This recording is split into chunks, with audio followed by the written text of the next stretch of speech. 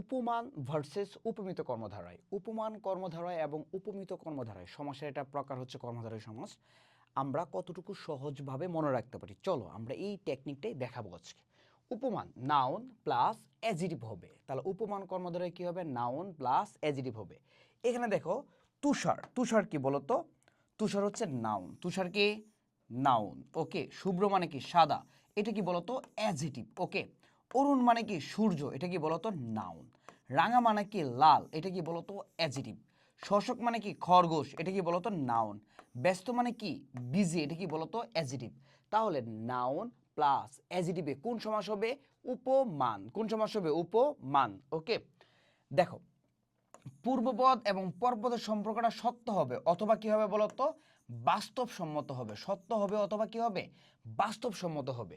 পূর্বপদ এবং পরপদের সম্পর্ক কি হবে? হয় সত্য নয়তো কি বাস্তবসম্মত। তাহলে দেখো তুষার, তুষার মানে কি বরফ, বরফ দেখতে সারা জীবনে কেমন দেখাবে? সাদা। অরুণ সূর্য দেখতে সারা জীবনে কেমন দেখাবে? লাল। শোষক খরগোশ অলওয়েজ কেমন থাকে? ব্যস্ত, বিজি থাকে। তার মানে পূর্বপদ এবং পরপদের সম্পর্কটা কি বোঝাচ্ছে? সত্য কিংবা বাস্তবসম্মত বোঝাচ্ছে, ওকে।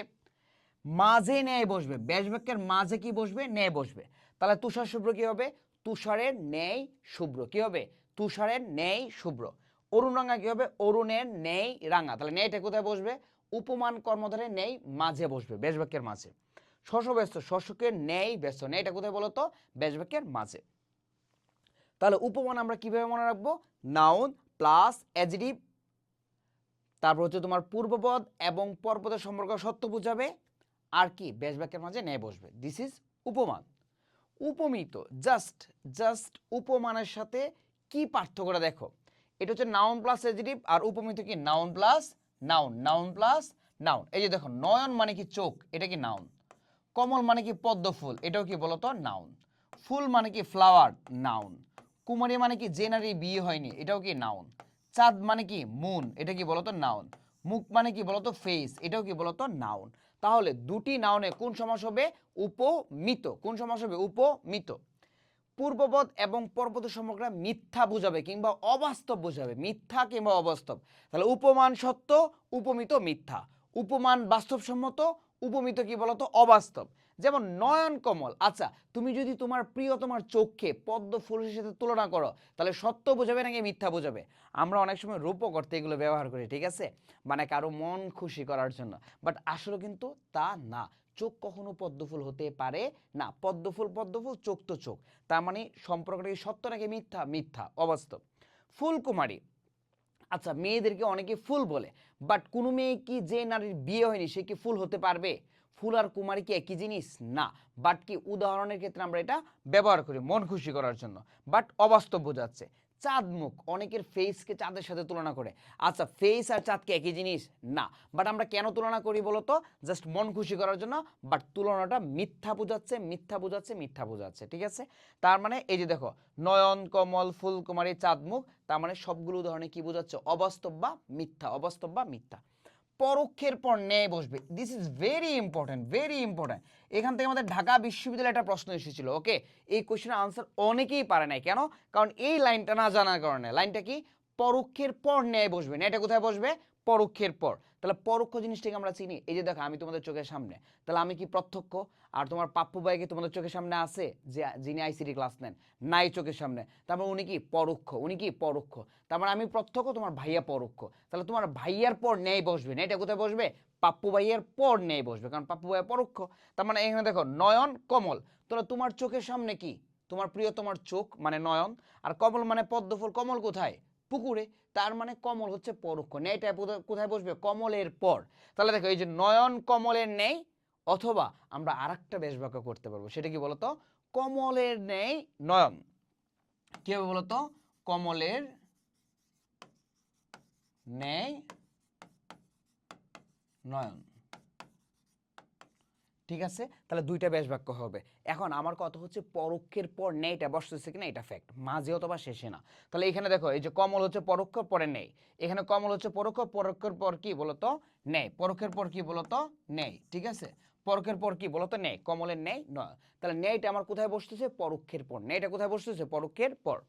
ফুলকুমারী, এখানে প্রত্যক্ষ কোনটা? কুমারী।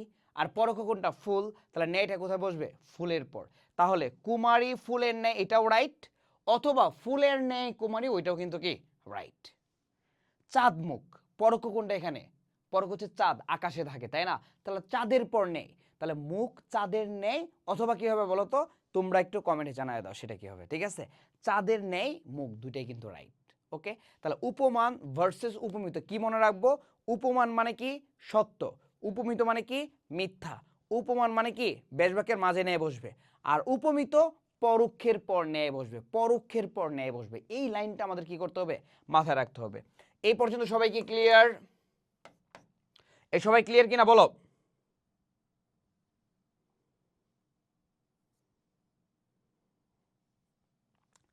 দেখো, আমরা এখন পড়বো আরেকটা চমৎকার রুলস। এই রুলসটা জাস্ট জাস্ট 5 সেকেন্ডের পড়া।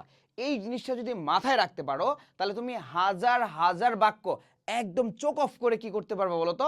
আনসার করতে পারবা। রুলসটা কি? যে বাক্যের শেষে যদি হয় ক্রিয়া থাকে, বাক্যের শেষে যদি হয় ক্রিয়া থাকে, তাহলে এর আগে আমরা কি যুক্ত করব? ইত। যদি কি ক্রিয়া থাকে বলতো? হয় ক্রিয়া, তাহলে এর আগে যে শব্দটাই থাকবে এর সাথে আমরা ইত যুক্ত করব। কি যুক্ত করব? ইত যুক্ত করব। আর যদি বাক্যের শেষে করা ক্রিয়ার রূপ থাকে, কি থাকে বলতো? করা, তাহলে এর আগে যে শব্দই থাকবে এর সাথে আমরা ইত যুক্ত করব না, ইত যুক্ত করব না। জাস্ট পার্থক্য এতটুকুই। তাহলে যদি বাক্যে সে হয় ক্রিয়া থাকে, হয় ক্রিয়ার মধ্যে কি আছে? হয় আছে, হয়েছিল আছে, হচ্ছে আছে, হবে আছে। যদি এগুলো থাকে, এর আগে যে শব্দটা থাকবে এর সাথে আমরা ইতযুক্ত করব। আর যদি হয় না থাকে, কি থাকে? করা ক্রিয়া থাকে, করা, করেছিল, করছে, করবে, তাহলে এর আগে যে শব্দটা থাকবে এর সাথে আমরা ইতযুক্ত করব না, করব না। জাস্ট এতটুকুই পার্থক্য। তাহলে হয় থাকলে ইত হবে, করা থাকলে ইত হবে না। এই হয় থাকলে কি হবে? ইত হবে। করা থাকলে কি হবে না? ইত হবে না। চলো আমরা এখন উদাহরণ দেখি। এরকম তোমাদেরকে আমি যদি 1000 উদাহরণ দিই, তুমি 1000ই পারবা, কারণ এই ছোট্ট একটা রুলস তুমি কি শিখে নিছো। কার কাছ থেকে? মিজান ভাইয়ের কাছ থেকে। আর যেহেতু শিখে গেছো, এই জন্য তুমি 100% পারবা, একটাও ভুল যাওয়ার সুযোগ নাই। তাহলে দেখো, ইহা প্রমাণ করো নাকি প্রমাণিত করো? লাস্টে করো আছে না? তাহলে এর আগের শব্দ কি তো হবে? হবে না। তাহলে প্রমাণ হবে নাকি প্রমাণিত হবে? প্রমাণ হবে। ইহা প্রমাণ করো। সূর্য উদয় হয় নাকি উদিত হয়? লাস্টে হয় আছে না ভাইয়া? তাহলে হয় থাকলে কি হবে? আগে ইতো হবে। তাহলে উদয় হবে নাকি উদিত হবে? কি হবে? উদিত। কি হয়? উদিত হয়। ক্ষুধার বিধি লঙ্ঘন হয়েছে নাকি লঙ্ঘিত হয়েছে? লাস্টে হয়েছে আছে না? তাহলে যেহেতু হয়েছে আছে, তাহলে এর আগে কি যুক্ত হবে? ইত যুক্ত হবে। তাহলে কি হবে? লঙ্ঘিত। কি হবে বলতো? লঙ্ঘিত। তার সৌন্দর্য আমাকে আশ্চর্য করেছে নাকি আশ্চর্যান্বিত করেছে? লাস্টে ভাইয়া করেছে আছে না? তাহলে যেহেতু করেছে আছে, তাহলে এর আগে আশ্চর্য হবে নাকি আশ্চর্যান্বিত হবে? করেছে আছে না? তাহলে কি ইতযুক্ত হবে? না। তাহলে কি হবে? আশ্চর্য করেছে। কি হবে? আশ্চর্য করেছে। তার সৌন্দর্য দেখে আমি আশ্চর্য হয়েছি নাকি আশ্চর্যান্বিত হয়েছি? লাস্টে ভাইয়া হয়েছি আছে না? তাহলে হয়েছি থাকলে কি হবে? ইতো হবে নাকি হবে না? হয়েছি থাকলে ইতো হবে। তাহলে কি হবে? আশ্চর্যান্বিত। কি হবে? আশ্চর্যান্বিত। তাহলে এখানে কি প্রমাণিত হবে না, তারপর এখানে কি উদয় হবে না, এখানে লঙ্ঘন হবে না, এখানে আশ্চর্যান্বিত হবে না, এখানে আশ্চর্য হবে না। ঠিক আছে? তাহলে আমাদের রুলসটা কি? বাক্যের শেষে হয় থাকলে ইত হবে, আর বাক্যের শেষে করা থাকলে ইত হবে না, হবে না, হবে না। ঠিক আছে? এতটুকুই ক্লিয়ার? করো আছে, ইত হবে না, হয় আছে, ইত হবে, উদিত। ক্লিয়ার? এ বুঝছি সবাই?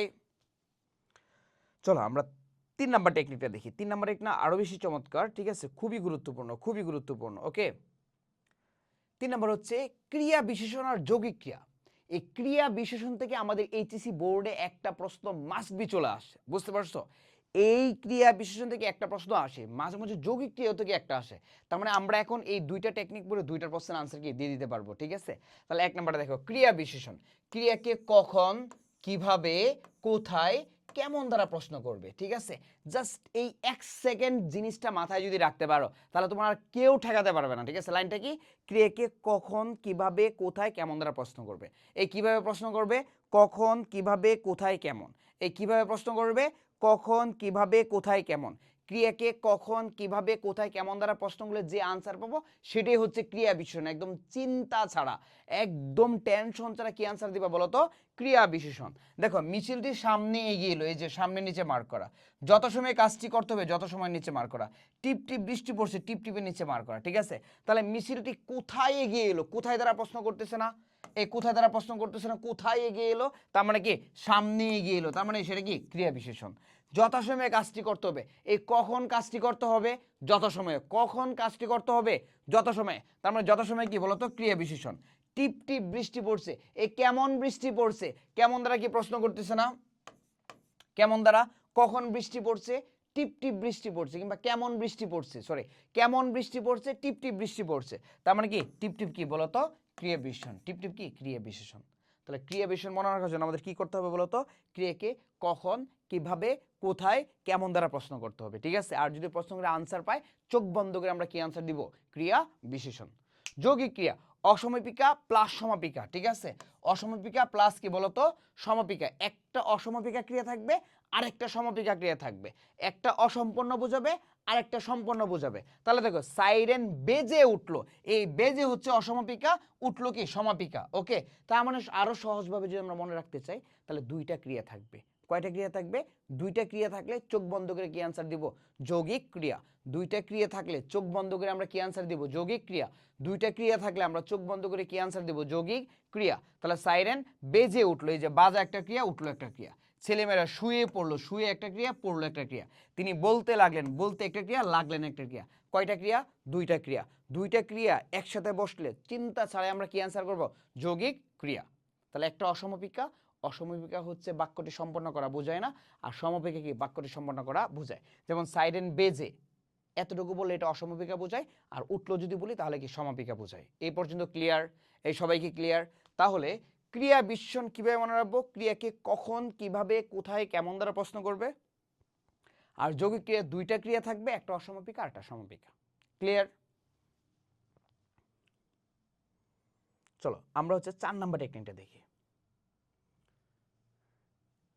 4 নাম্বার, দ দীর্ঘ ভার্সেস দ হ্রস্ব। এই বানানগুলোতে আমরা যে পরিমাণ ভুল করি, এই যে আজকেও সিটি কলেজের এক স্টুডেন্ট বলতেছে, ভাইয়া এই দুর্গা তো সারা জীবন দীর্ঘার দিয়ে আসছে, দুর্বল তো সারা জীবন দীর্ঘার দিয়ে আসছি, দুর্ঘটনা তো সারা জীবন দীর্ঘার দিয়ে আসছি, আপনি কি বলতেছেন হ্রস্বকার হবে। কারণ এটা আমরা প্রতিনিয়তই ভুল করি। এই ভুলগুলো আজকের পর থেকে, যেহেতু মিজান ভাইয়ের কাছে পড়তেছো, আজকের পর থেকে এই ভুল আর তোমরা করবা না, ঠিক আছে। তাহলে দ দীর্ঘ ভার্সেস দ হ্রস্ব, যদি দূরত্ব বোঝায়, কি বোঝায় বলো তো, দূরত্ব বোঝায়, দূরত্ব বোঝায়, তাহলে কি হবে, দ দীর্ঘ, কি হবে, দ দীর্ঘ। আর যদি দূরত্ব না বোঝায়, দূরত্ব কি বোঝায় বলতো, না বোঝায়, তাহলে কি হবে বলতো, দ হ্রস্ব। দূরত্ব না বোঝায় তাহলে কি হবে, দ হ্রস্ব। এতটুকুই পার্থক্য, ঠিক আছে, এতটুকুই পার্থক্য। তাহলে দূরত্ব বুঝালে দ দীর্ঘ, আর দূরত্ব না বুঝালে দ হ্রস্ব। দূরত্ব বুঝালে দ দীর্ঘ, দূরত্ব না বুঝালে দ হ্রস্ব। তাহলে যে দূর, দূর দ্বারা কি বোঝায়, দূরে বোঝায়, তার মানে কি দ দীর্ঘ। দূরত্ব, দূরত্ব কি বোঝায়, দূরে বোঝায়, ফার, তার মানে কি দীর্ঘ। দূরদৃষ্টি দ্বারা দৃষ্টি কি, দূরের দৃষ্টি বোঝায়, তার মানে কি দ দীর্ঘ। দূরবীক্ষণ দ্বারা কি, দূরের জিনিস দেখা যায়, তার মানে কি দ দীর্ঘ। দূরালাপনি কি, আমরা টেলিফোনে কথা বলি না, দূরালাপনি, টেলিফোন, তার মানে দ দীর্ঘ, কি হবে, দ দীর্ঘ।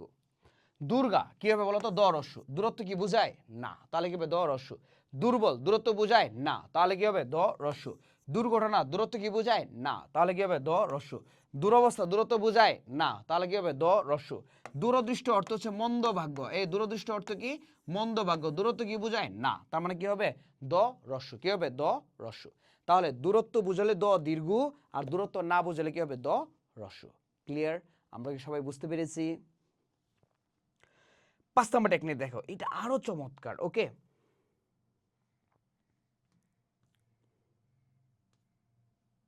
দেখো, বিসর্গ শব্দের মাঝে থাকলে পরের বর্ণ দিতে হবে, বিসর্গ। এই বিসর্গ যদি শব্দের কোথায় থাকে বলতো, মাঝে থাকে, তাহলে এই বিসর্গের যে পরের বর্ণটা থাকবে সেটা কি হবে, দিতে হবে, দুইবার উচ্চারিত হবে, ঠিক আছে। তাহলে এই যে দেখো বিসর্গ আছে, তাহলে বিসর্গের পরের বর্ণ কি, প, তাহলে প কয়বার উচ্চারিত হবে, দুইবার উচ্চারিত হবে। তাহলে এই পটা আমরা কয়বার উচ্চারণ করব, দুইবার। তাহলে কি উচ্চারণ হবে, পুনঃ পুনঃ, কি হবে বলতো ভাইয়া, পুনঃ পুনঃ, এই কি হবে, পুনঃ পুনঃ, ওকে। তাহলে এই বিসর্গের পর প কয়বার উচ্চারিত হয়েছে, দুইবার, এই যে প একবার, এই যে প একবার। তাহলে শব্দের মাঝখানে যদি আমরা বিসর্গ দিই, তাহলে উচ্চারণের ক্ষেত্রে বিসর্গের পর কয়বার উচ্চারিত হবে, দুইবার। ইতপূর্বে, এই যে বিসর্গ আছে না, তাহলে প কয়বার উচ্চারিত হবে, দুইবার। তাহলে কি হবে ভাইয়া, ইতপূর্বে, কি হবে, ইতপূর্বে, কি হবে বলতো,